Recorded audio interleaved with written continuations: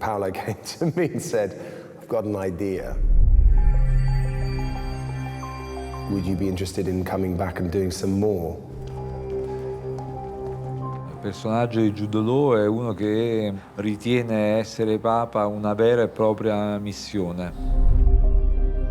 He used to stick very much to something Paolo said to me in the first chapter, which was when I was worrying early on about playing a pope and all that meant, and I started studying and reading up on Vatican history and papal history until I realized I just didn't have enough time to get through it. There was so much.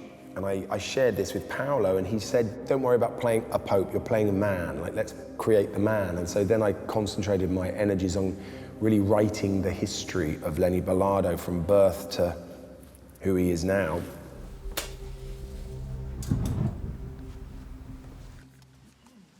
Action! Lenny Belardo, Pope Pius XIII, finally revealing himself to the masses in St. Mark's Square. And I like to think that he finally really opened his heart to the people and to his friends and to his past, and therefore to himself and his relationship with God. And just as this happened, the sort of threatening ailment that had been dogging him throughout seemed to suddenly take hold of him, and he collapses. And so I guess you assume at that point that maybe he's passed on to the other side. Keep praying. I suppose, well, the followers are looking for a sign from Lenny and some kind of promise. And the breathing and the rhythm of the breathing suddenly seems to be this sort of hypnotic signal of sorts. And they cling on to that. You made the right decision. Pleasure leads to pain.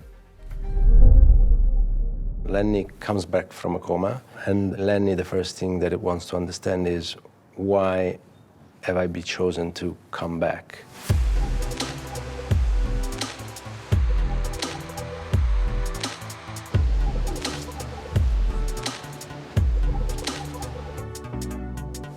And that's what we believe in, the mystery, the unanswerable questions, that maybe those are best left to the divine.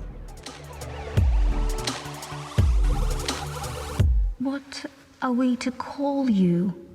Please, just call me Father. He's dealing with similar personality traits from the first. Contradiction, doubt, divine intervention. But the stakes are quite a bit higher.